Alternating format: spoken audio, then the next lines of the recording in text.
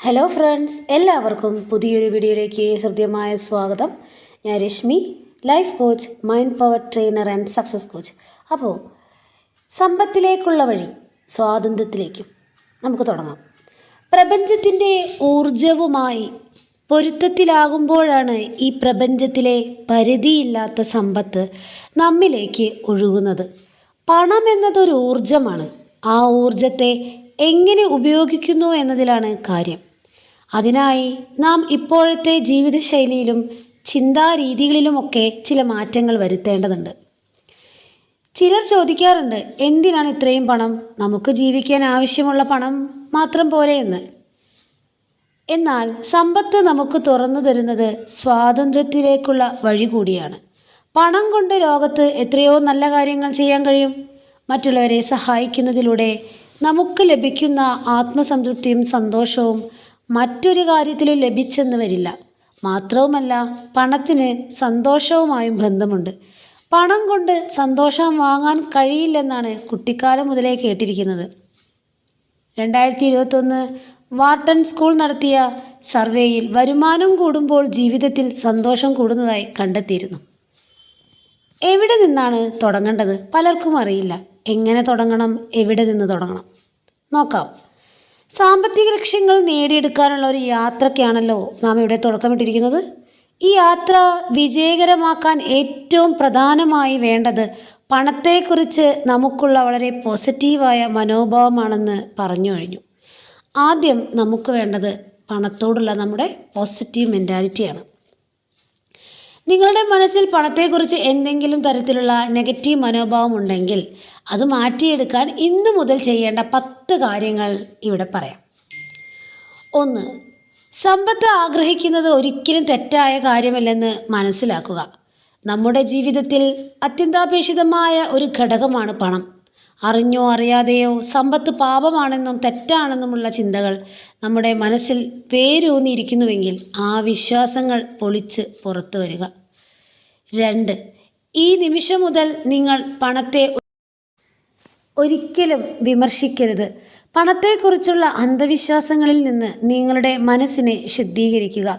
നിങ്ങൾക്ക് അർഹിക്കാത്ത ഒന്നായി പണത്തെ കാണരുത്. അതിനെ തെറ്റോ പാപമോ ആയി കാണരുത്. പണത്തെക്കുറിച്ച് മോശമായി ചിന്തിക്കുന്നുണ്ടെങ്കിൽ പിന്നെ എങ്ങനെയാണ് പണം നമ്മിലേക്ക് വരുന്നത്? പകരം അത് നമ്മിൽ നിന്ന് അകന്നു പോകും. 3. നമ്മൾ ഓരോരുത്തരും ആരാണെന്നും നാം ഓരോരുത്തരും മനുഷ്യനായി ഈ ലോകത്ത് ജന്മമെടുത്തത് എന്തിനു വേണ്ടിയാണെന്നും നമ്മുടെ ജന്മോദ്ദേശം എന്താണെന്നും നാം മനസ്സിലാക്കണം. നാം ഈ ലോകത്ത് ജീവിക്കുന്ന കാലയളവിൽ ഉള്ളിലുള്ള കഴിവുകൾ ഓരോന്നായി പുറത്തെടുത്ത് മനുഷ്യ സമൂഹത്തിൻ്റെ പുരോഗതിക്കായി പ്രവർത്തിക്കുക എന്നതാണ് നമ്മുടെ ജീവിത ലക്ഷ്യം. ഈ ലക്ഷ്യം പൂർത്തിയായിരിക്കുന്നതിന് വേണ്ടി ജാതിമതഭേദമന്യേ യാതൊരുവിധ മതിൽക്കെട്ടുകളിലുമില്ലാതെ ജോലിയിലായാലും ബിസിനസ്സിലായാലും മനുഷ്യനന്മയ്ക്കായി പ്രവർത്തിക്കുക. 4. നമ്മൾ ഈ ലോകത്ത് ജീവിക്കുന്നത് വളരെ കുറച്ചു കാലം മാത്രമാണ്. ജീവിച്ചിരിക്കുന്ന സമയം എന്തു കാര്യത്തെയും വളരെ ആത്മാർത്ഥമായി സ്നേഹിക്കുക.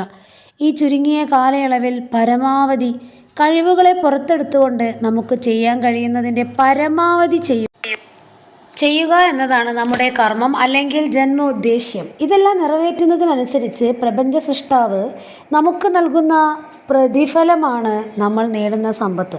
ഇതിന് ആദ്യമായി വേണ്ടത് ഓരോരുത്തരും തങ്ങൾക്ക് വേണ്ടി ഉദ്ദേശശുദ്ധിയുള്ള ഒരു ലക്ഷ്യം കണ്ടെത്തുക എന്നതാണ്. ആ ലക്ഷ്യം നേടിയെടുക്കാനുള്ള എല്ലാ മാർഗങ്ങളും പ്രപഞ്ചം നമുക്ക് പതിയെ പതിയെ തുറന്നു തന്നുകൊണ്ടിരിക്കും. സമൂഹത്തിൻ്റെ ഏതെങ്കിലും ഒരു ആവശ്യം നിറവേറ്റാനുള്ള ആശയവും അത് നിറവേറ്റാനുള്ള തീവ്രമായ ആഗ്രഹവും എൻ്റെ ഈ പ്രിയ സുഹൃത്തിനുണ്ടെങ്കിൽ അത് നേടിയെടുക്കാനുള്ള ആളുകളും സമ്പത്തും സ്വാഭാവികമായി തന്നെ നിങ്ങളിലേക്ക് എത്തിച്ചേരും. പല ആളുകളും പറയാറുണ്ട്, എൻ്റെ കയ്യിൽ നല്ല ആശയമുണ്ട്, പക്ഷേ അത് നടപ്പിലാക്കാനുള്ള സാമ്പത്തിക ചുറ്റുപാടൊന്നും എനിക്കില്ല. ഈ ചിന്തയാണ് പലരെയും പിന്നിലേക്ക് വലിക്കുന്നത്. അത് മനുഷ്യൻ തൻ്റെ ആത്മീയ ശക്തി മനസ്സിലാക്കാത്തത് കൊണ്ടാണ് സംഭവിക്കുന്നത്.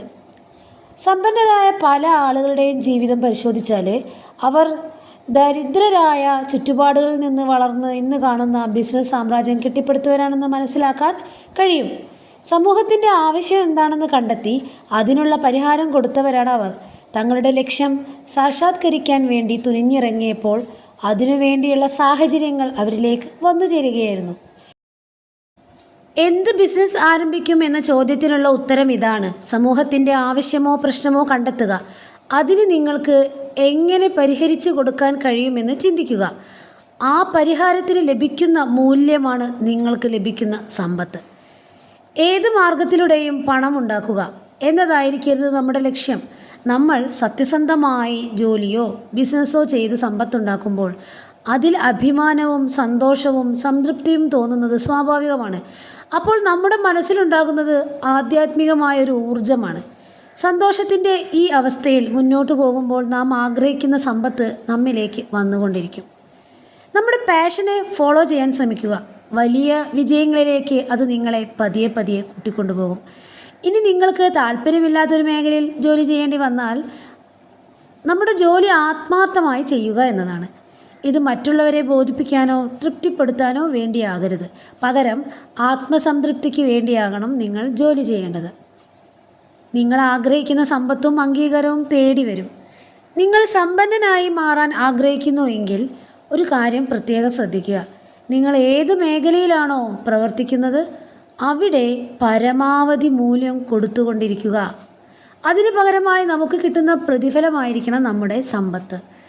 ഇവിടെ ശ്രദ്ധിക്കേണ്ടത്, നാം കൊടുക്കുന്ന മൂല്യത്തിന് തുല്യമായ പ്രതിഫലം മാത്രമേ നാം എടുക്കാവൂ. അങ്ങനെയെങ്കിൽ ആ സമ്പത്തിന് നാം അർഹരല്ല. അത്തരത്തിൽ അനർഹനായ സമ്പത്ത് കയ്യിൽ വന്നാൽ അത് നിലനിൽക്കില്ലെന്ന് ഓർക്കുക. നമ്മുടെ മനസ്സിൽ നാം പറഞ്ഞുറപ്പിക്കേണ്ട ഒരേ ഒരു കാര്യം ഇതാണ്: സമ്പത്ത് നേടാൻ നമ്മെ സഹായിക്കുന്ന നമ്മുടെ കർമ്മമണ്ഡലത്തിലാണ് നാം സന്തോഷം കണ്ടെത്തേണ്ടത്, മറിച്ച് സമ്പത്തിലല്ല. നാം ചെയ്യുന്ന ഏത് ജോലിയും അങ്ങേയറ്റം ആത്മാർത്ഥതയോടെ ചെയ്യുക. അങ്ങേയറ്റം പാഷനോടെയും സ്നേഹത്തോടെയും നാം ചെയ്യുന്ന സമയത്ത് നമ്മൾ വിചാരിക്കുന്നതിലും 10 മടങ്ങ് സമ്പത്ത് നമ്മെ തേടി വരും. ഈ 10 കാര്യങ്ങൾ ഇനിയുള്ള നിങ്ങളുടെ ജീവിതത്തിൽ ആത്മാർത്ഥമായി പൂർണ്ണ വിശ്വാസത്തോടെ പിന്തുടരുക.